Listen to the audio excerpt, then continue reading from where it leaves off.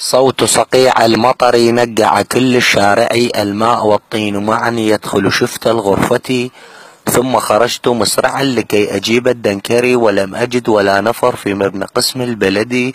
ثم صرخت عاليا يا أهل الرحم لحقول لي الماء، طب طب طبي طب طب طبي طب للغرف.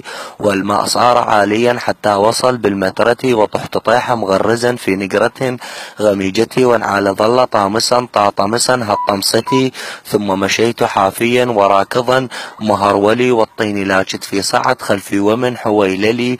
ثم وجدت دنكرا طابق يم الساحة، وقد غديت مسرعا مبطمشا من فرحتي. ناديته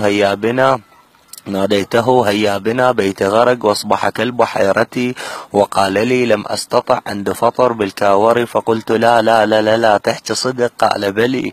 ثم رجعت ضائجا من فعل هذا الرجل، واخبرت أمي قائلا يا يم حضر الكرك، بل كت أحط لساترا يسد ماء الشارع، لكن يطب مسرعا لاحظته شيك الظلي. وقال لي حلا سهل، سمعت أحد أخوتي اليوم نفرش يا أخي وننام فوق السطح.